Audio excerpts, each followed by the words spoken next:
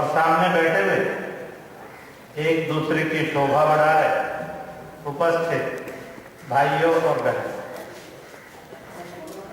आज हम नेताजी सुभाष चंद्र बोस उनकी 118वीं जन्म जयंती शहीद सुरेंद्र साहब उनकी 206वीं जन्म जयंती को मनाने के लिए एकत्रित आए। मैंने आपको संबोधित करते हुए रिश्तेदारी में याद नहीं किया, रक्त और ईश्वर के रिश्ते में स्मरण किया। जब मुझे और आपको पैदा होना था, प्रभु ने हम सबको किसी ना किसी नारी की कोख में बिठाया। कुछ समय के पश्चात हम उसकी गोद में आए, मां हो गई, हम उसके बेटे और बेटियां हो गई। मां बेटे का रिश्ता, बेटे बेटियां यानी भाई बहन का रिश्ता, यह ईश्वरीय और रक्त का रिश्ता है। यही सत्य है, यही सही है और यह सनातन भी। बाकी सब रिश्तेदारियां। मैंने आपको रिश्तेदारियों में स्मरण नहीं किया, ईश्वरीय और रक्त के रिश्ते में स्मरण किया। इसलिए इस संबोधन से नेताजी और शहीदों को समझना सरल हो जाएगा।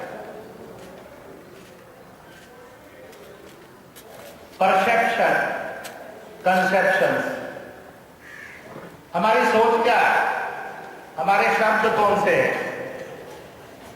यह निश्चित करता है कि हमारी मंजिल कैसी होगी और मार्ग कैसा होगा और हमारा मिशन क्या होगा।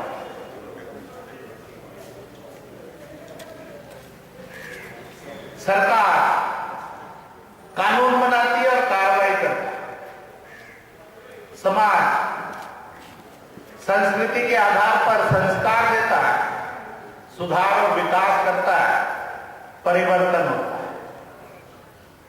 कहते हैं कि सरकार कानून और कार्रवाई से विकास और सुधार की हो जाती है। समाज संस्कृति के नाम पर संस्कार के द्वारा सुधार और विकास की ओर बढ़ता है।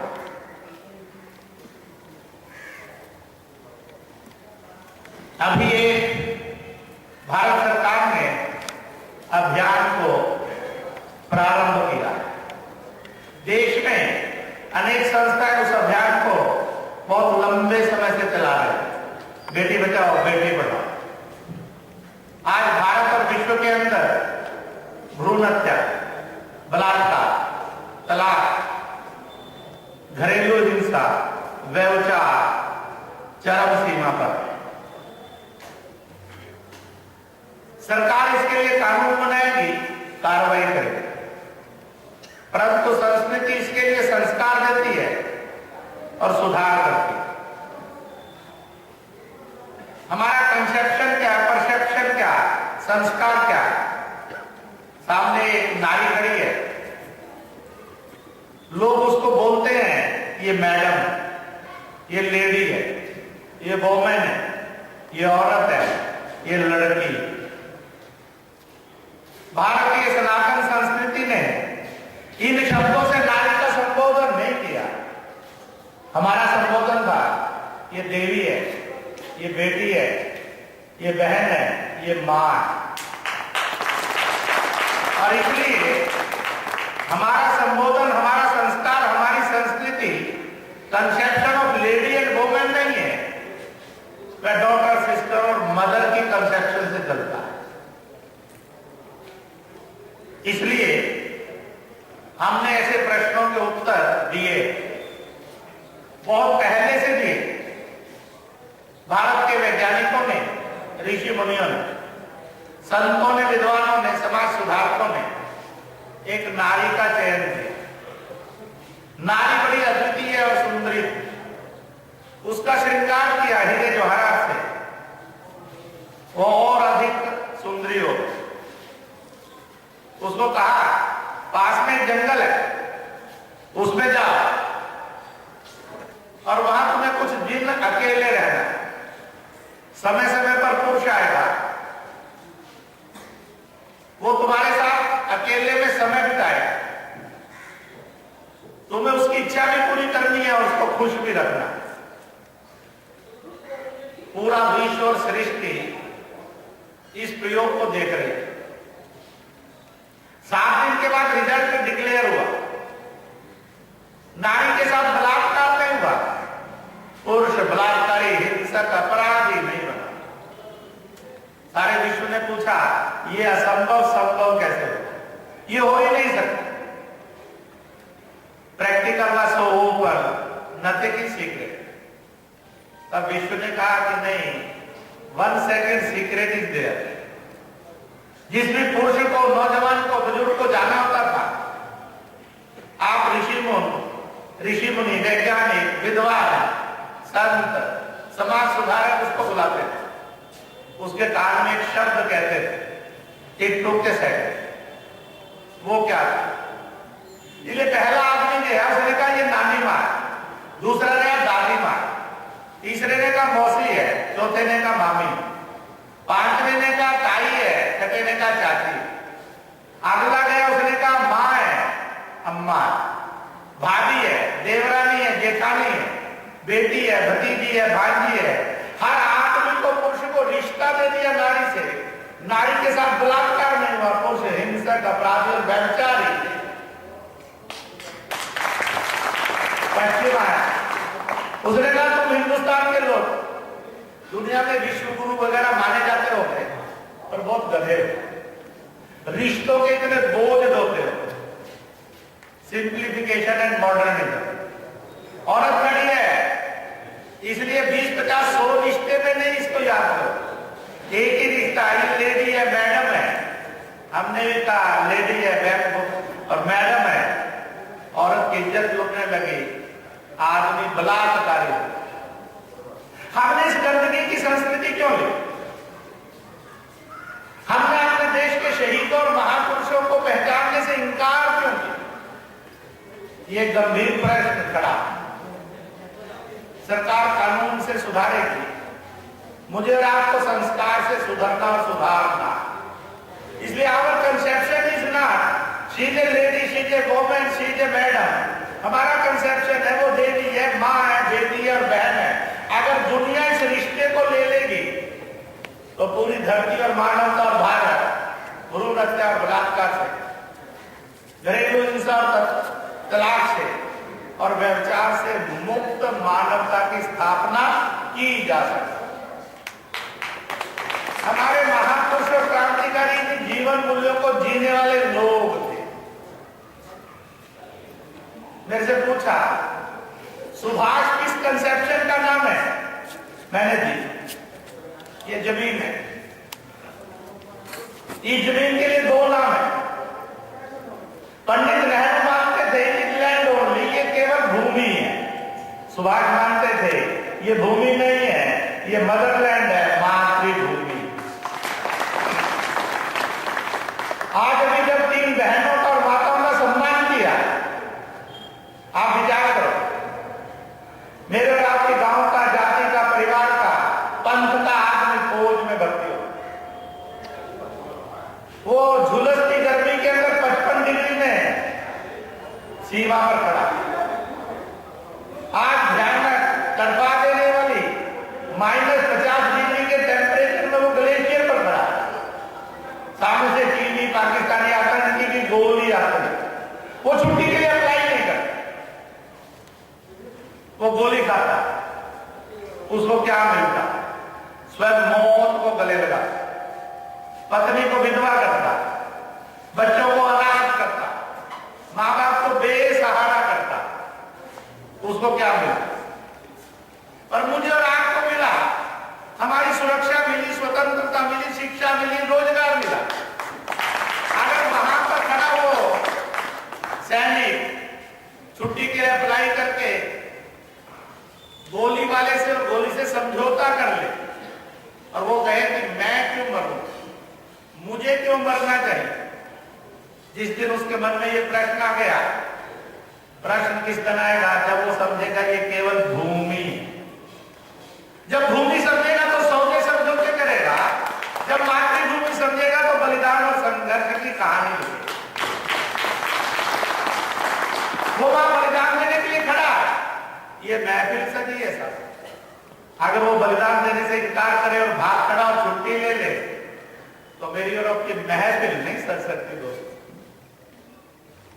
मेरी और आपकी स्वतंत्रता गुलामी में बदल जाएगी, शिक्षा विदेशी हो जाए, रोटी गुलाम की होगी, सम्मान की नहीं होगी, अपमान की होगी। हमारे पास शिक्षा होगी, रोजगार होगा, पर स्वाभिमान नहीं होगा, अपमान होगा।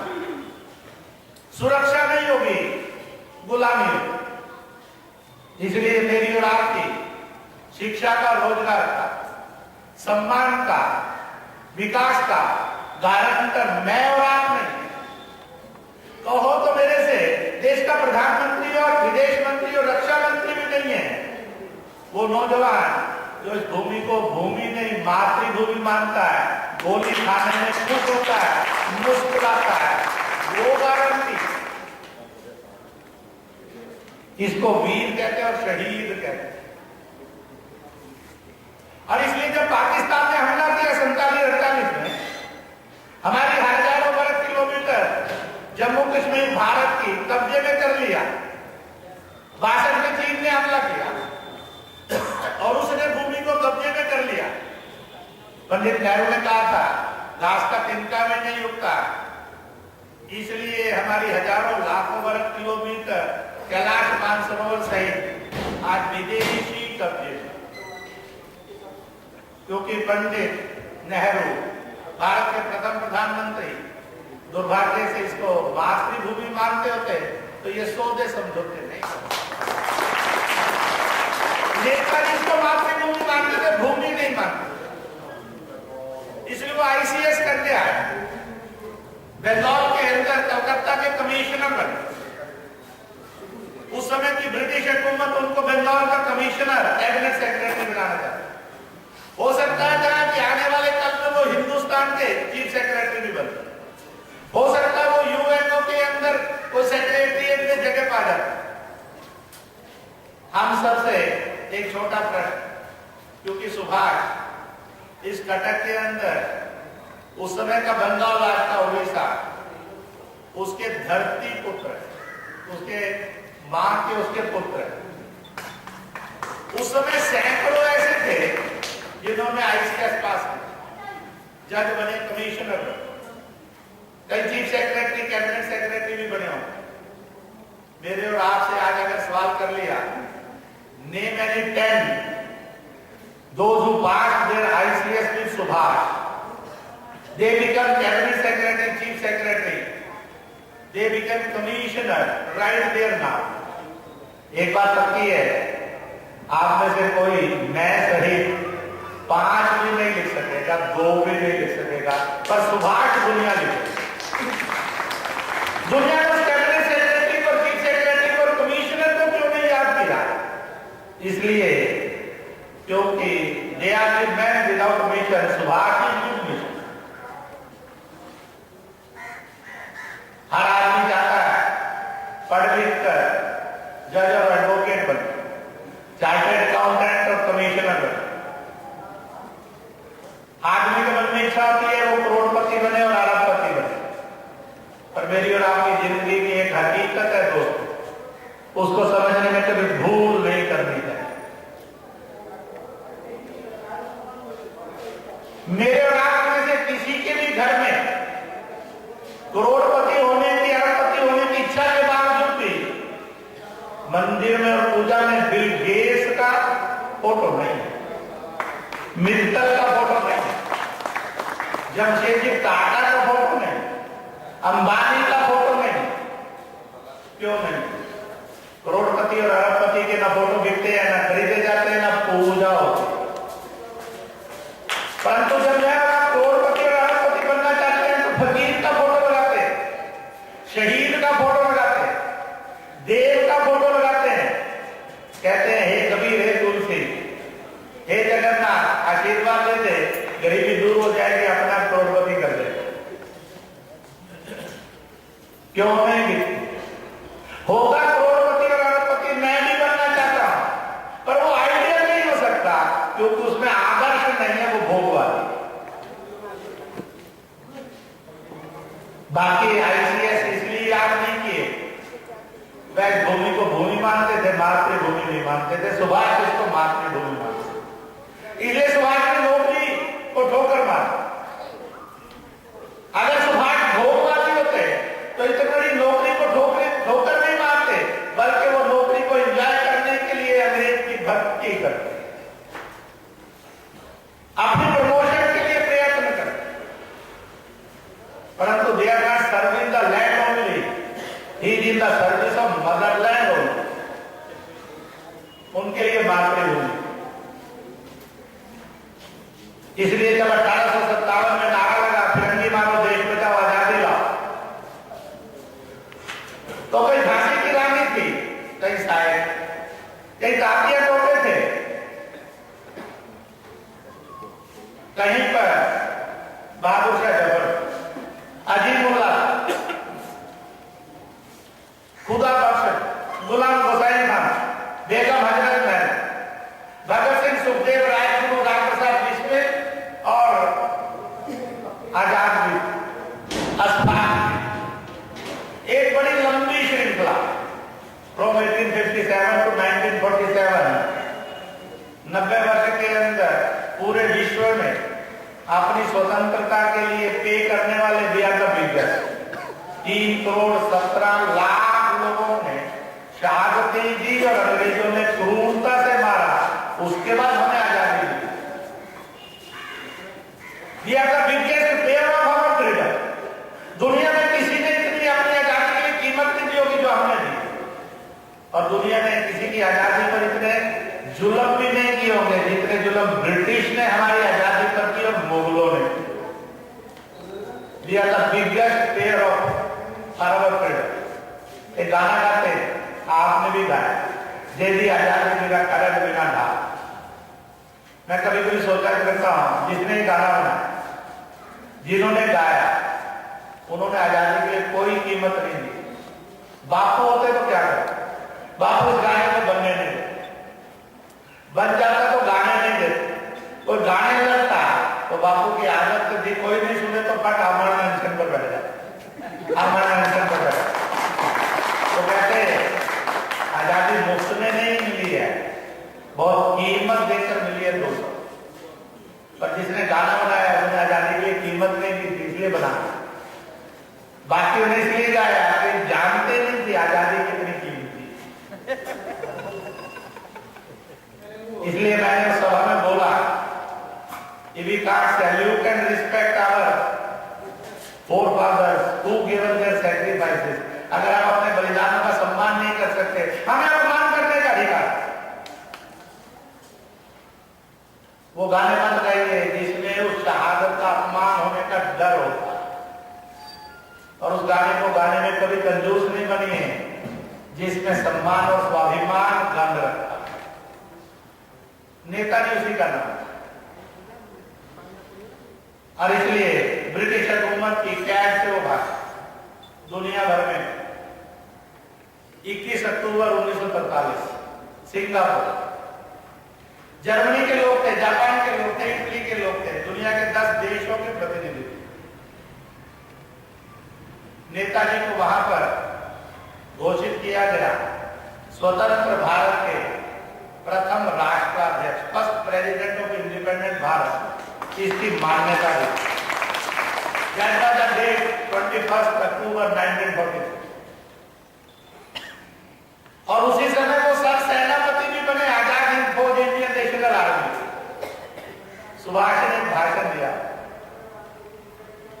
उसके इस महिमा मंडल, मैं ऐसी सेना का सर सेनापति हूं, मैं ऐसे देश का प्रेसिडेंट हूं जिसके पास अपने देश की एक भी इंच जमीन नहीं, पूर्णतः अपने देश की धरती से बेदखल। जापान ने 2 वर्ष पूर्व ब्रिटिश पर हमला करके द्वितीय महायुद्ध के बाद अंडमान निकोबार जीता। तुरंत जापान ने अंडमान निकोबार भारत का ये द्वीप समूह यह नेताजी को गिफ्ट किया और कहा, अब आप ये नहीं कह सकते कि आपके पास 1 इंच भी अब आपके पास हजारों वर्ग किलोमीटर जमीन भारत की आपके पास, और जापान ने उनको दी। 29 अक्टूबर 1943 को पोर्ट ब्लेयर में सुभाष पहुंचे। 30 दिसंबर 1943 को जिमखाना क्लब पोर्ट ब्लेयर में उन्होंने तिरंगा लहराकर भारत की स्वतंत्रता की उद्घोषणा की। First independence day of Bharat यह 30 दिसंबर 1947 था, which is celebrated and declared by Netaji Subhash Chandra Bose. दुनिया के 10 देशों ने उसको मान्यता दी, और इस प्रकार से ये करते हुए उन्होंने स्वदेश क्या होता है, स्वदेशी क्या होता है, स्वाभिमान और सम्मान क्या होता है, शिक्षा, रोजगार और संस्कार क्या होते हैं, इसका अभिव्यक्तिकरण किया। और इसलिए ही रीनेम्ड अंडमान निकोबार शहीद स्वराज द्वीप समूह। सेलुलर जेल और वाइपर, ये दो वहां के द्वीप हैं जहां पर हजार देश के स्वतंत्रता सेनानी, वो कंधार का था कि लाहौर का, वो नागालैंड का था कि मणिपुर का, वो केरल का था कि गुजरात का, वो कश्मीर का था या उड़ीसा का, सब वहां रखे गए थे, जुल्म किए जाते। इन्होंने कहा था अंडमान निकोबार अब विदेशी नाम से नहीं पहचाना जाएगा, ये हमारी स्वतंत्रता के तीर्थ के रूप में पहचाना जाएगा। इसलिए ही रीनेम्ड शहीद स्वराज द्वीप समूह। देश का दुर्भाग्य है 45 के अंदर जो उथल पुथल हुई, नेताजी के साथ जो कुछ हुआ, उसके बाद ये द्वीप समूह आजाद हिंद फौज से मुक्त हुआ, फिर से भारत का मुख्य भारत के साथ हिस्सा बना, और ultimately again he was renamed Andaman Nicobar द्वीप समूह। इस सुभाष को जानना भी होगा और समझना होगा, हुई सुभाष। कभी कभी सत्य बोलता है, और कभी कभी सत्य को कैसे छुपाया जाता है, इसकी एक सुंदर घटना सुना। प्रणब मुखर्जी वर्तमान भारत के राष्ट्राध्यक्ष, जब वो बने थे, ओक सेरेमनी हुई, प्रेस हुई, उनसे पूछा, you are the first Bengali to be president of the nation? उन्होंने no, I am the second.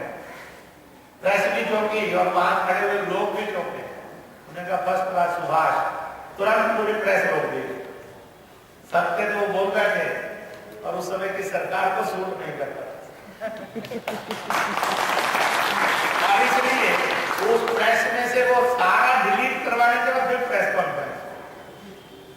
मैं जिस समय प्रेसिडेंट को मिलने के लिए गया, क्योंकि जिस दिन भगवा हिंदू संघीय आतंकवाद का आगाज हुआ था, उस समय भी कुछ बातों के लिए मैं उन्हीं से मिलने के लिए उस समय फाइनेंस मिनिस्टर से मैं बैठा। मैंने कहा आपने सत्य बोला, परंतु लेकिन नहीं, बस इससे आगे इस घटना में चर्चा करने की जरूरत नहीं। कभी कभी सत्य को भी वर्तमान की मजबूरियों में जीना पड़ता है। नेताजी सुभाष चंद्र बोस इसका नाम। जब सिंगापुर में IMA की बार काउंसिल मीटिंग, उस बार काउंसिल में जो उनके बहुत विश्वस्त निकटस्थ, जिनको पर्सनल सिक्योरिटी चीफ भी डिक्लेयर किया सुभाष ने, captain Aamir Hasan, bar council की मीटिंग में उन्होंने कहा, अब हम भारत की स्वतंत्रता का संग्राम करने जा रहे हैं। हमने नारा लगा दिया दिल्ली चलो, हमने जनता को आह्वान किया है, तुम मुझे खून दो, मैं तुम्हें आजादी दूं। और ये ऐसा जुनून है, भगत सिंह फांसी चढ़ते हुए रोता नहीं है, इनकलाब जिंदाबाद बोलता है।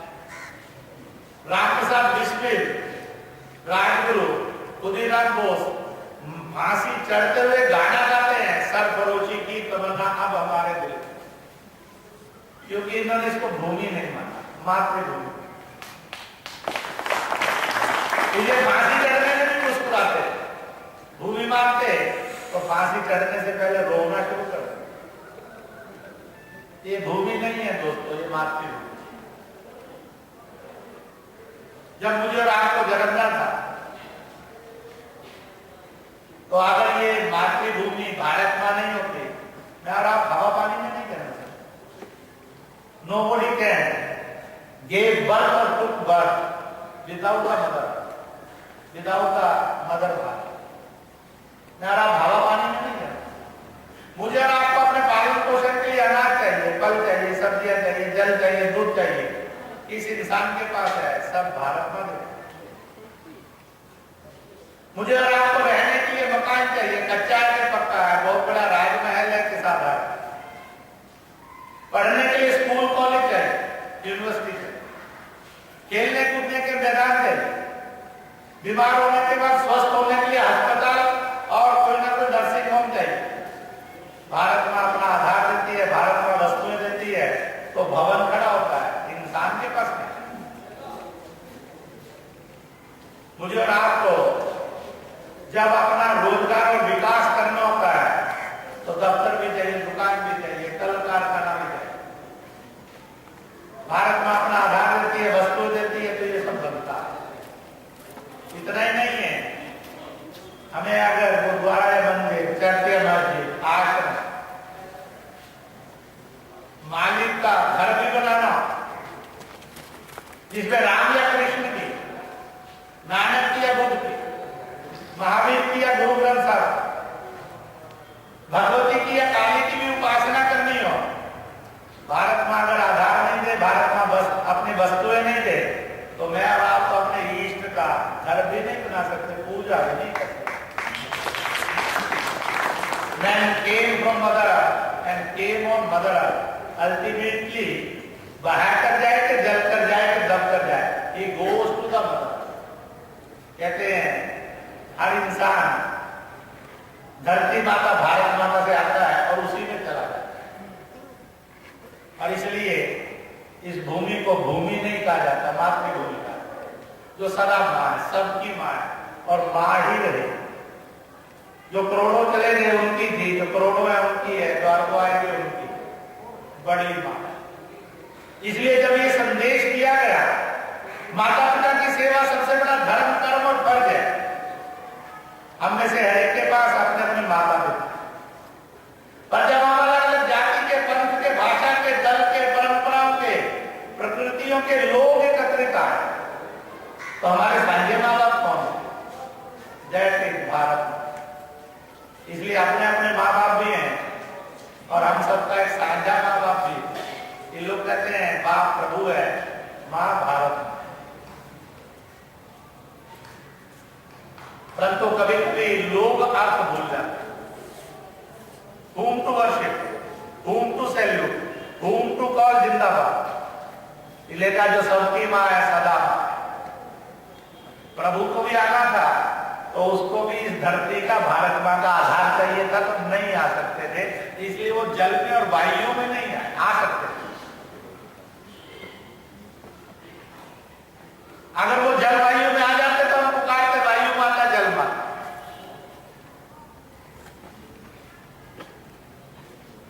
और इसलिए इस भूमि के महत्व को हमने दिया और दुनिया को समझाया। इनको जीने वाले लोगों को शहीद कहते हैं और वीर कहते हैं। इसको भोगने वालों को भ्रष्टाचारी कहते हैं, अपराधी, भोगवादी कहते हैं। और इसलिए सुभाष और तत्काल नेताओं में ही अंतर, शहीदों में उनमें ही अंतर। इसलिए लोग बलिदान की खुशी खुशी देते, आनंद लेते।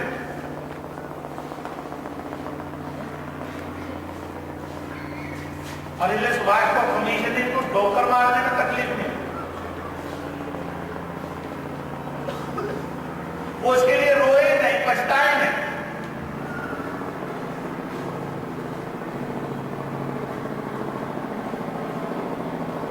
और ऐसा इसलिए जयंतियां बनाई जाती हैं ताकि मुझे और आपको भी एक सच समय समय पर पता लगता है।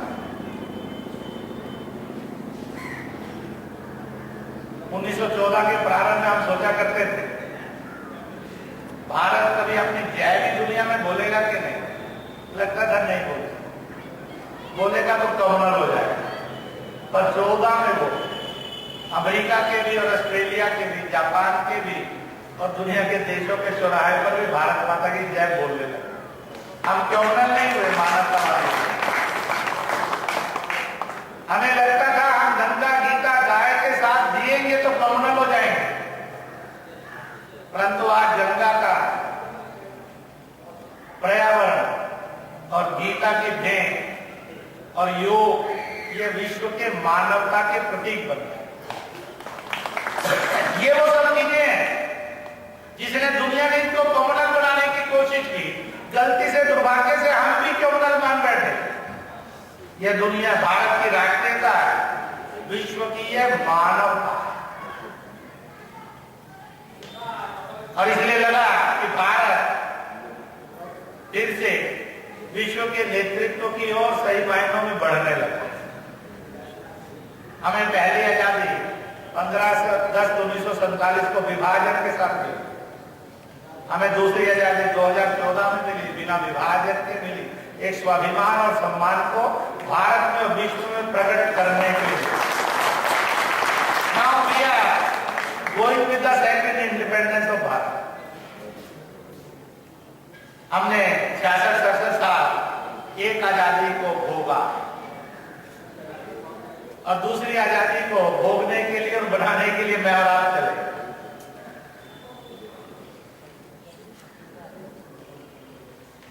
जिस समय बार काउंसिल की मीटिंग थी, नेताजी का भाषण, नेताजी ने कहा मुझे कोई एक ऐसा शब्द चाहिए जो जय घोष भी हो, जो उद्घोष भी हो, जो मंजिल भी हो, जो मार्ग भी हो, जो मिशन भी हो। अनेक शब्दों के सुझाव। The chief security, personal security officer and the bed captain, जो बाद में कर्नल घोषित हुआ, captain Abid Hasan stand in that meeting. उसने कहा सर बहुत सुंदर, बहुत ही सुगंधित नाम है, जय हिंद। कहते हैं suggested by captain Abid Hasan and given to the world, to the society, to the nation by Netaji Subhash Chandra Bose, उसको जय हिंद है। और इसलिए नेताजी ने रंगभूमि के अंदर इसका उद्घोष किया जय हिंद का। उन्होंने कहा जय हिंद हमारा मिशन है, जय हिंद हमारी मंजिल है, जय हिंद हमारा मार्ग है, जय हिंद हमारा कार्यक्रम है, जय हिंद हमारा डेवलपमेंट है, ये हमारे विकास का भी प्रतीक है, ये हमारे निरंतर चलने का भी प्रतीक है, ये हमारे कार्यक्रमों की जान भी है, केंद्र बिंदु भी है, यही हमारा मिशन भी है, अल्टीमेटली यही हमारी मंजिल भी है कि हिंद की, भारत की जय जय दुनिया के अंदर और हम में। और इस प्रकार से जय हिंद स्लोगन का उच्चारण, इसका जन्म 30 दिसंबर 1943, ये first independence day of Bharat which is given by Netaji to us. Ultimately 15 अगस्त 1947 भारत की स्वतंत्रता का दिन है, पर यह विभाजन की क्रूर दर्द से भरा हुआ है। लोग पूछते हैं नेताजी होते तो विभाजन होता कि नहीं। लोग आंख बंद करके और दिमाग को बंद करके कह देते हैं पक्का है विभाजन नहीं होता। लोग कहते हैं हिंदुस्तान की वो राजनीति होती कि नहीं, जाति में, पंथ में, भाषा में, दल में, फूट डालो, बांटो, लड़वाओ, खून खराबा बहाओ, फूट डालो, राज करो की राजनीति हिंदुस्तान में होती कि नहीं। लोग कहते हैं नहीं होती। मुझे अभी 12 जून 2014 में गुवाहाटी गया, देश की नई सरकार बन गई। वहां पर एक मुस्लिम नेता भी उसी हवाई जहाज से उतरे, बदरुद्दीन अजहर। किसी ने उनके जाकर कान में फूंक मारे ये आपके पीछे पीछे एक और आदमी उतरे हैं जो आरएसएस के केंद्रीय नेता। वो पलट कर अपने स्वागत के बजाय वापिस आ, हम मिले 10 मिनट बातचीत। वो भी मुझे नाम से जानता था, पहले जानता था, मीटिंग पहले। सब लोग जानते हैं वो कट्टरपंथी अलगाववाद का प्रतीक है आसाम। बातचीत होने के बाद जब चलने लगा तो उसने बड़ी सुंदर सी बात की, I want to congratulate Narendra Modi, BJP and RSS. मैंने कहा किस बात के? हम आपको मुबारक दे देंगे, आपको संसद में तो सीधी दे देंगे, लेकिन आपसे भी भेजना चाहता। मैंने कहा किस लिए? तो उसने कहा ये पहला चुनाव है जब हिंदुस्तान की राजनीति में सबका साथ सबका विकास का नारा लगा। ये पहले राजनीतिक चुनाव है जब मजहब के नाम पर बांटा नहीं गया, लड़वाया नहीं गया।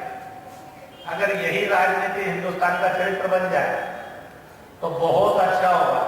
और इसलिए सांप्रदायिक और बांटने वाली राजनीति का अंत प्रारंभ हुआ है और एक समन्वय की राजनीति का और विकास की राजनीति का जन्म हुआ है। स्वयं कांग्रेस।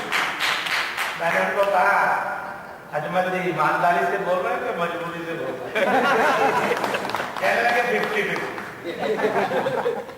परंतु 50-50 बोलते कहने लगे ये हो जाए तो हिंदुस्तान का भी भला होगा। इस देश के अंदर मुसलमान को भी अपने सच और सही के साथ भारतीय और हिंदुस्तानी जीने का रास्ता मिल जाएगा, अन्यथा कोई दल उनको सच्चाई से रूबरू नहीं करा सकता।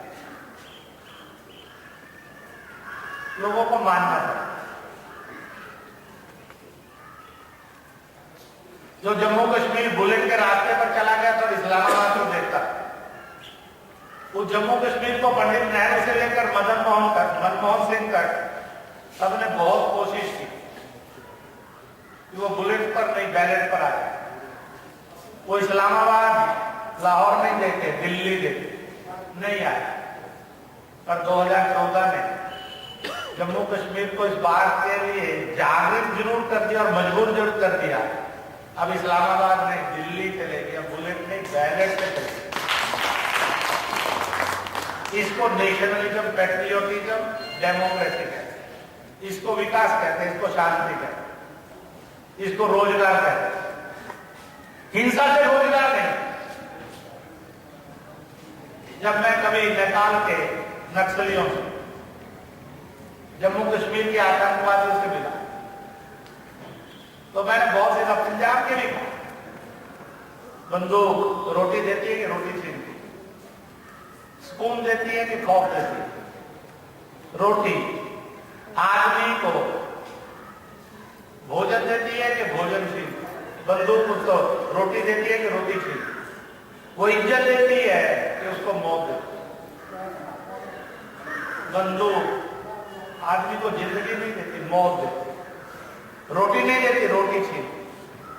उसको विकास नहीं देती है, हरास देती, विनाश देती।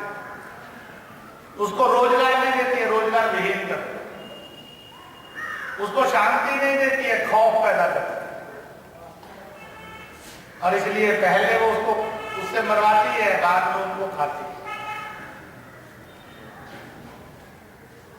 इसलिए जिन भी लोगों ने इन बातों के नारे लगाए उन्होंने जिंदगी में किसी का भला नहीं किया। इसलिए टेररिज्म और नक्सलिज्म ये एंटी ह्यूमन भी है।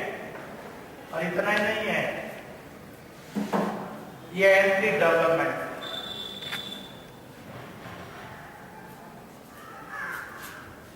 और इसलिए जो इस तरह से निर्दोषों को मानते हैं और उनको पूजते हैं, इसका मतलब है कि they are not worshipping the warriorism, they are not worshipping the and saluting the nationalism. वह हिंसा को जन्म दे रहे हैं।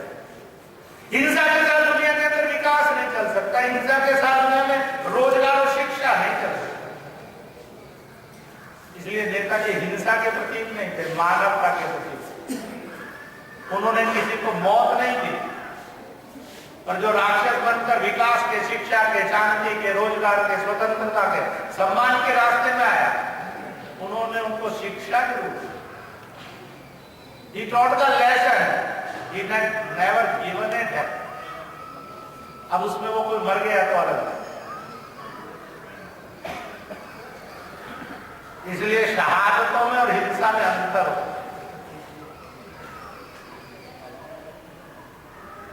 उस समय अंग्रेजों ने कानून बनाया हिंदुस्तान की धरती पर कब्जा करने के लिए, रियासतों पर कब्जा करने के लिए, और उसी के विरोध के अंदर लड़ने वाले यहाँ शहीद साहिब भी थे, वहां झांसी की रानी। नारा उनका ये नहीं था अपना महल नहीं देंगे, अपना राज नहीं देंगे, अपनी भूमि नहीं देंगे। इसलिए नहीं कि वो उनकी थी, इसलिए क्योंकि वह उनकी मातृभूमि।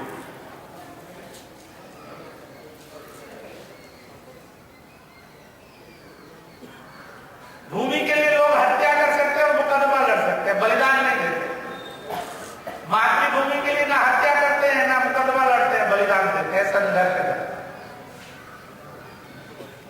इसलिए मैं और आप इनको सैल्यूट करने के लिए करते हैं, इसलिए दुनिया इनको पूजा करने के लिए अपने घर में लगाना पसंद करती है।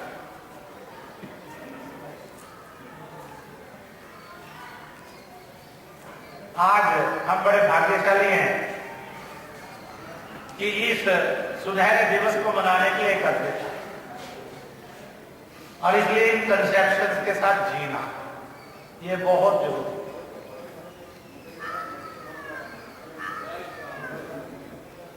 और इसलिए जन्म जयंती मनानी चाहिए, उन वीरों का सम्मान करना चाहिए, उनके परिवारों का सम्मान करना, ये हमारा नैतिक पावन कर्तव्य और धर्म, ना करना पाप और अपराध।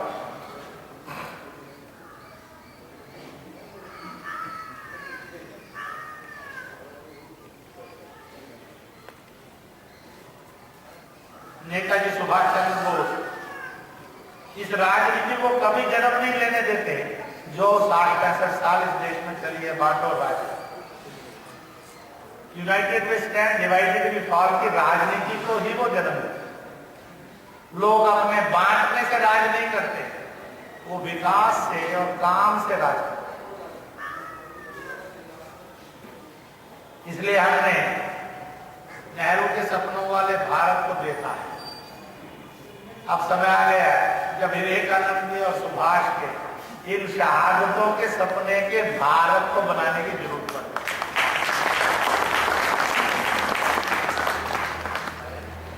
है। एक भारत देख चुके, दूसरा भारत बनाने के लिए समय आ गया। हम उस भारत को बनाएंगे और यही संकल्प करें।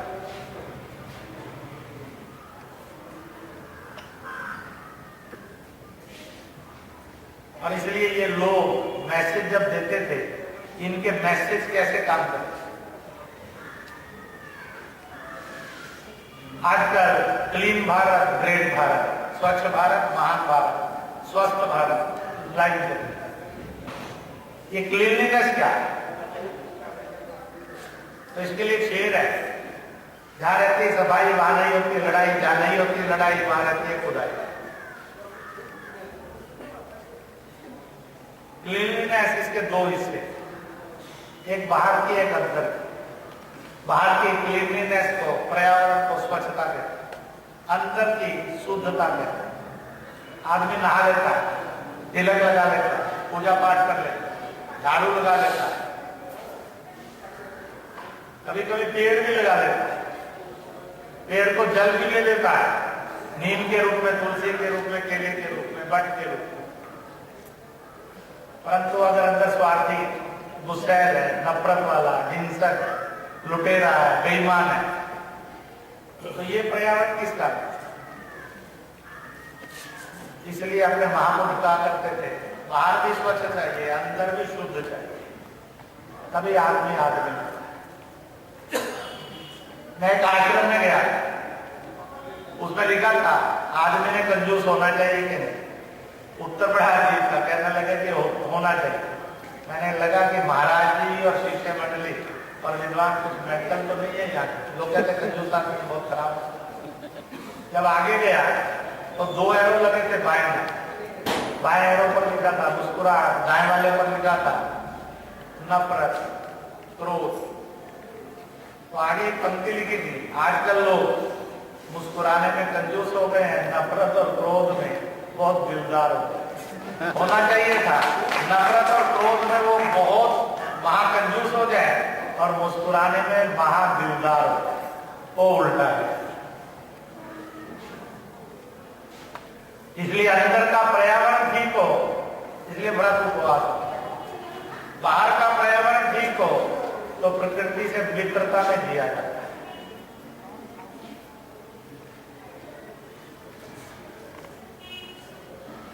उसके शोषण में नहीं जिया जाता। इस बार 10 अगस्त 2014 को रक्षाबंधन पर मैं लखनऊ में एक मुसलमानों का बहुत बड़ा कार्यक्रम था, राखी एक चर्च में भी कार्यक्रम। मैंने वहां रक्षाबंधन पर बोला, यह किसी जाति का, किसी देश का, किसी मजहब का त्योहार नहीं, यह एकमात्र भारत में जन्मी वो परंपरा है जो मानवता के बंधन वाला ही त्योहार है। इसकी कोई रिलीजियस सेरेमनी नहीं। ये तो पेड़ को राखी बांधकर पर्यावरण की रक्षा के रूप में मनाया जाता है, फौजी को राखी बांधकर देश की रक्षा के रूप में मनाया जाता है, मालिक को राखी बांधकर अपने रोजगार की रक्षा में भी मनाया जाता है, विद्वान को और पंडित को राखी बांधकर अपने संस्कारों की और संस्कृति की रक्षा के रूप में भी मनाया जाता है।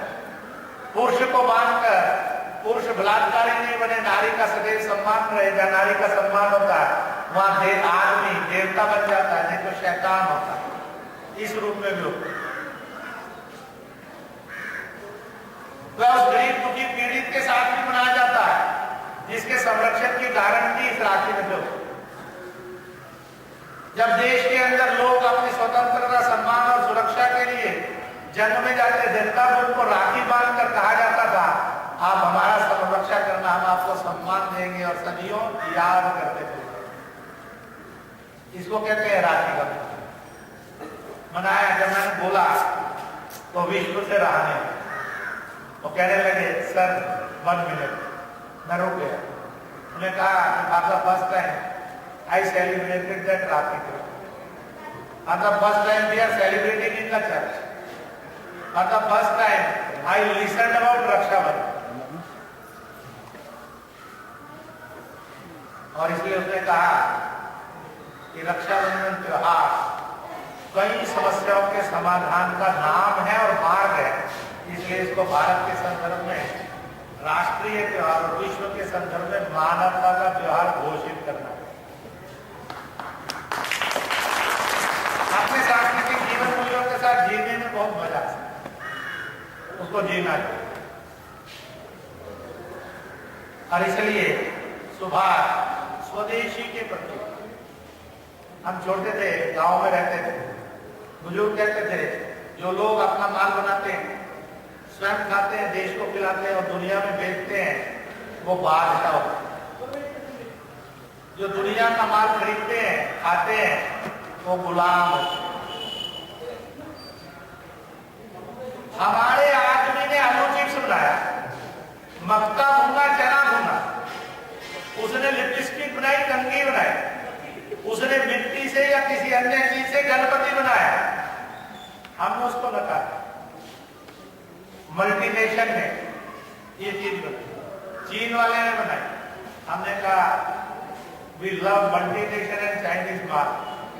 हमने 4 करोड़ भारतीयों को बेरोजगार बनाकर आतंकी और अपराधी, नक्सल और हिंसक और दरिंदा बनाने की क्यों छोड़ी? हम वो हिंदुस्तान थे जिसने 1857 से 1835 में पूर्व वर्ल्ड ट्रेडिंग की थी व्यापार। हमने फर्स्ट वर्ल्ड वॉर के बाद 1920 में भी वर्ल्ड ट्रेडिंग की, तब हम गुलाम। और 1948 में आजादी के बाद भी हमने ट्रीटी की थी व्यापार की, पहले। तब $1 के लिए हमने ₹1 पे किया। 1835 में हमने ₹1 में $4-5 खरीदने का धंधा किया। हमने सोचा था आजाद हिंदुस्तान $1 में $2 खरीदने वाला तो 2000 में बने जाए, और बन क्या गया, डॉलर 1 ऐसा, रुपया 60। हम इतने क्रूप और निकम्मे तो नहीं है, एक यूरोपियन के बदले में 60 हिंदुस्तानी लगे। हम इतने नालायक तो नहीं है कि डॉलर 1 होगा और बापू के फोटो वाले नोट 60 लगे। ये कौन सी इकोनॉमिक डेवलपमेंट। और इसलिए 1835 में हमारा दुनिया के अंदर जीडीपी 35 था, जिसको आज अमेरिका कहते हैं, यूरोप कहते हैं, जिसको आज बाकी देश कहते हैं। इनके तो 3 से ऊपर ही नहीं थे, ये तो सब भिखारी देश और आज मालिक हो गए। हमने अपनी दुर्दशा अपने आप में। We loved foreigners, we disrespected ourselves। जो 3 रुपए का माल 4 रुपए में दे रहा था, भूज कर बना रहा था, हमने उसको क्यों रिजेक्ट किया?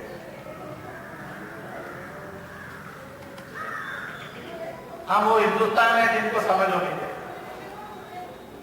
इसलिए एक विदेशी सुंदरी, विदेशी महिला, बहुत ताकतवर थी, बहुत सुंदर थी, बहुत धनवान, लोग उसको स्वरूप लगा बोलते। वो राम के पास आए, राम ने नहीं कहा I love you very much. उसने कहा माल विदेशी है, धन विदेशी है, सौंदर्य भी विदेशी है, मैं शुद्ध स्वदेशी हूँ। इसलिए उसको सजा दी। लोगों ने ये नहीं कहा राम ने नारी का अपमान। वो हिंदुस्तान विदेशी माल की तरफ चला जाए और अपने स्वदेशी को, नौजवान को, जो अपने छोले भटूरे बनाकर अपना और ये चना भून कर अपना कोई चिप्स बनाकर रोटी खाने के लिए रास्ता खोज रहा था, हमने उसको कहा नहीं, तेरा बहुत निकम्मा, तू भी निकम्मा, तेरा माल भी निकम्मा। उसने कहा ठीक बहन, ठीक भैया। खड़ा हो गया रास्ते पर, चैन के लिए खड़ा हो गया रास्ते पर, आपकी इज्जत रुक गई। खड़ा हो गया रास्ते पर, चूल्हा भोंकने लगा। हमने इन अपराधियों को जन्म देने के इस विदेशीपन को क्यों अपनाया? इसलिए कि सुभाष की जिंदाबाद बोलेंगे और विदेशियों का गुण गए। ऐसा हिंदुस्तान किस लिए कर रहा है?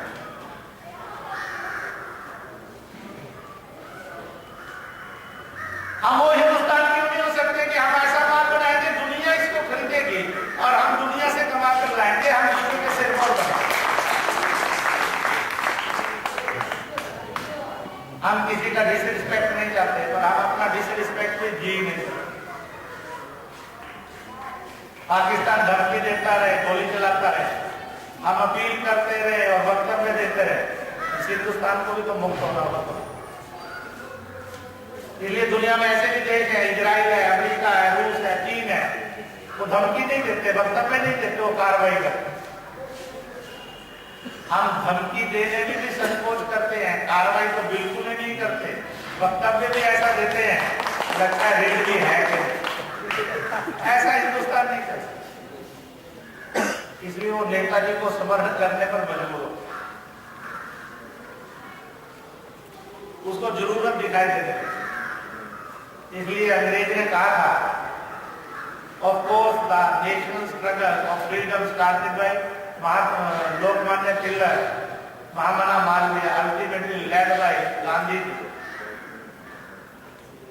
इसने हमें एक जन जागरण तो भारत में पैदा किया, पर हमें लगता था 42 क्विट इंडिया मूवमेंट को हमने कुचल दिया है, लोग जेलों में डाल दिए हैं, अब हम 10-20 साल राज करें। और अकस्मात भारत का सितारा चमका सुभाष चंद्र। उसने आर्मी में बगावत खड़ी कर दी, नौसेना में बगावत खड़ी कर दी, हवाई सेना में बगावत खड़ी कर दी। उसने हिंदुस्तान का नौजवान जो हिंदुस्तान पर दुनिया में कहीं था, उसके अंदर एक क्रांति और चिंगारी फूटी। जिधर देखो, जिसको देखो, जय हिंद जय हिंद जय हिंद जय हिंद में लगा। So we are forced to leave। हमने जो ये आखिरी हथौड़ा सुभाष के रूप में लगा, उसके कारण हमने भारत को स्वतंत्र होना स्वीकार। यह ब्रिटिश हुक्मरानों के द्वारा स्वीकार किया गया लिखित में और घोषित तथ्य है। और देश का दुर्भाग्य है,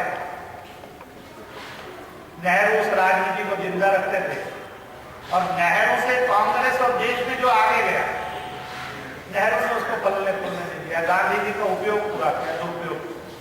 ये महामना एक तरफ मदन मोहन मालवीय कांग्रेस से निष्कासित, जबकि वो एक महापुरुष था। हिंदू महासभा के भी वो राष्ट्रीय अध्यक्ष थे और कांग्रेस के भी राष्ट्रीय अध्यक्ष थे, एक ही आदमी है सर। पटेल नहीं कर सकते, श्यामा प्रसाद मुखर्जी नहीं कर सकते, अंबेडकर नहीं कर सकते, सुभाष नहीं कर सकते। एक श्रृंखला है सर। और आजादी के बाद दूसरा बड़ा दुर्भाग्य की जगह प्रदेश और भारत सरकार जो रूलर रही, उन्होंने सुभाष और पटेल, सावरकर और महामना, लोकमान्य तिलक आदि आदि के नाम पर न विकास योजनाओं को नाम दिए, न कल्याणकारी योजनाओं को नाम दिए, न पुरस्कारों को नाम दिए। गांधी नेहरू खानदान के नाम पर 59 पुरस्कार है, सुभाष के नाम पर कहां पुरस्कार?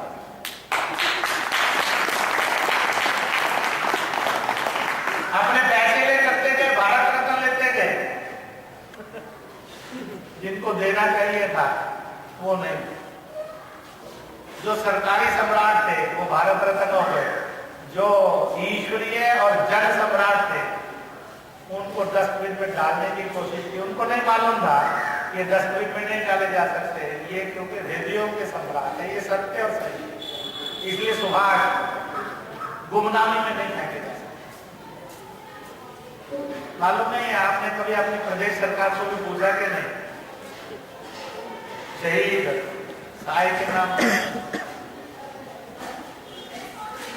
इतने बड़े वीर पुत्र के नाम पर इस प्रदेश में कौन से पुरस्कार, कौन सी विकास योजना है, कौन से जन कल्याण के संस्थान? मुश्किल हो जाएगी। सम्मान नहीं कर सकते तो इतना अपमान करने का धंधा नहीं कर सकते सरकार।